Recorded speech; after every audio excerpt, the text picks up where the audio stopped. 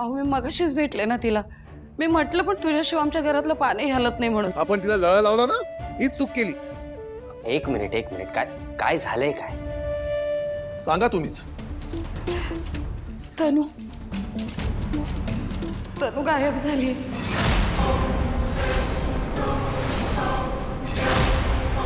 काय? पण एवढं काय रिॲक्ट होत आहे? ठीक आहे ना, ती काय कायमची राहणार होती इथे. हे मान्य आहे, सांगून जायला हवं होतं, पण असं होतंच की. अशा असतात व्यक्ती, त्यांचा निरोप घेता येत नाही आणि अशाच निघून जातात आयुष्यातून. अरे मग तिने तसंच राहायचं होतं ना. आता तिच्यामुळे माझं काम अडलंय, काय करू मी? त्या दिवशी आम्ही दोघं एकत्र काम करत असताना तिने फाईलमध्ये मला एक चूक दाखवून दिली. ती चूक मला दुरुस्त करायची होती, काय करू? ती माझा चार्जर आणून देणार होती. लॅपटॉप चार्ज न झाल्यामुळे बंद पडलाय, काय करू मी? अजून स्वयंपाक झालेला नाही, आप्पा तिथे उपाशी आहेत. मला नाही, पण मला काय वाटतंय, ती भाजी आणायला वगैरे गेली असेल किंवा बरं नसेल वाटत तर रूम मध्ये आराम करत असेल. मी जाऊन बघून येते. थांब सई. सई ते नाहीये अगं खोलीत. तिच्या खोलीत तिचे कपडे, मी दिलेल्या साड्या काही नाहीये. ते खरंच पळून गेली. ललिता, रडणं हे कमकुवत मनाचं लक्षण, तेही अशा व्यक्तीसाठी ज्या व्यक्तीला आपल्या अश्रूंची कदर नाही, किंमत नाही. ज्या व्यक्तीला आपण जीव लावतो, तिच्या सुखाचा विचार करतो, आणि ती व्यक्ती मात्र आपला विश्वासघात करते. तिच्यामुळे आपलं नाक कापलं जातं, तिच्यामुळे आपली मान खाली जाते. पण त्या व्यक्तीला याची काहीही पर्वा नसते. ती व्यक्ती फक्त आपल्या सुखाचाच विचार करते, फक्त सुखाचा.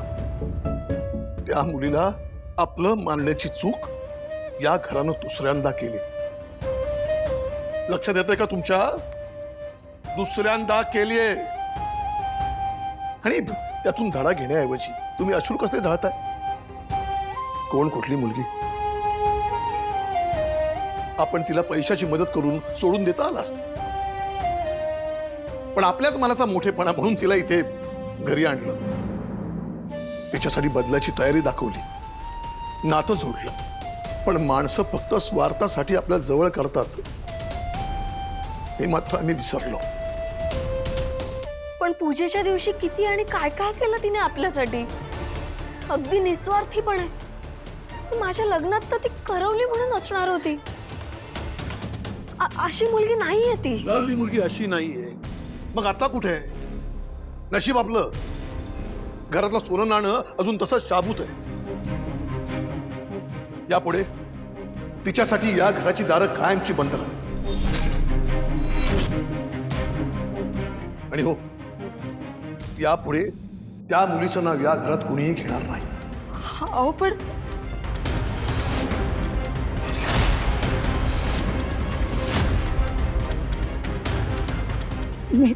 मी स्वयंपाक तयार करते. तुम्ही आप्पांना भरवाल ना, कारण आता तनू घरात नाही.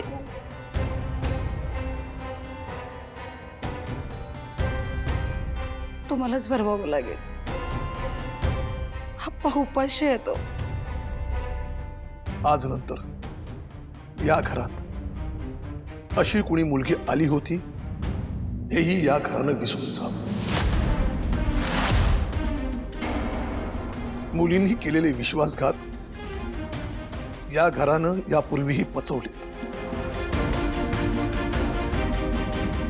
आणि आता ते पचवणं अवघड झालं.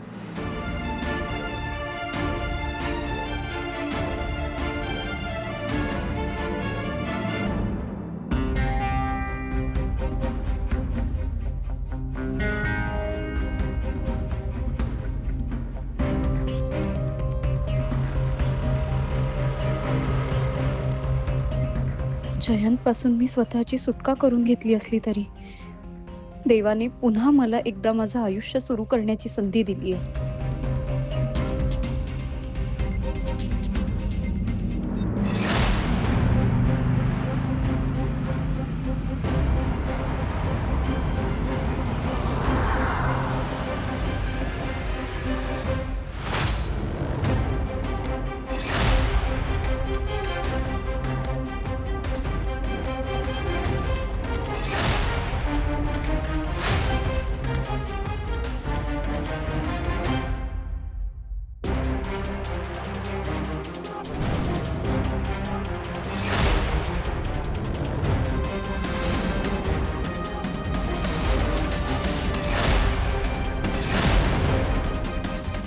तिने मला पुन्हा एकदा माझ्याच गावात सासवडमध्ये, आणि तेही माझ्या सगळ्यात जवळच्या मित्राच्या घरी आणून सोडलं होतं. पण आपल्या नशिबात जे असतं ते असतं. कदाचित माझा आणि विश्वाचा मित्रमैत्रीण म्हणून असलेला प्रवास इथपर्यंतच होता. आता मला माझं नशीब बदलावं लागणार आहे. मला माझं भविष्य घडवावं लागणार आहे.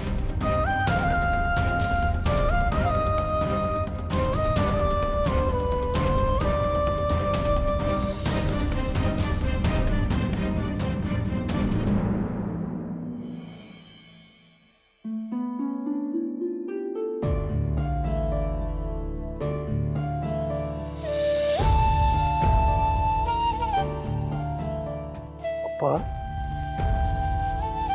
अप्पा, इतके दिवस आम्ही तुमचं ताट घेऊनच नाही आलो. म्हटलं याला काय अर्थ आहे? हं?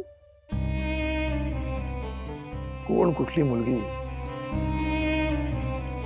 ती तुम्हाला भरवत होती, पण चुकीचं आहे ना. हं? म्हणून म्हटलं आज आपणच जावं आणि आप्पांना भरवावं. हे बघा, तुमच्या आवडीचं मी डाळ भात आणलंय, घ्या. घ्या.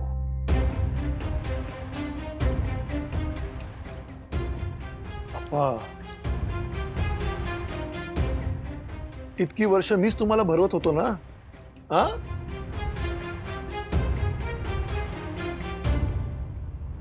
घ्या, थोडं खाऊन घ्या. घ्या, आ करा, आ करा.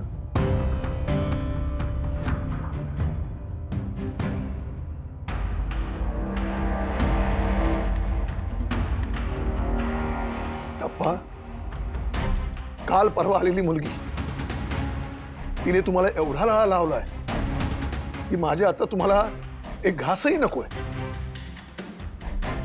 कोण आहे ती मुलगी? ही तिचा काय संबंध आपल्याशी? गेली निघून ती, परत नाही येणार. घ्या, थोडं खाऊन घ्या. घ्या.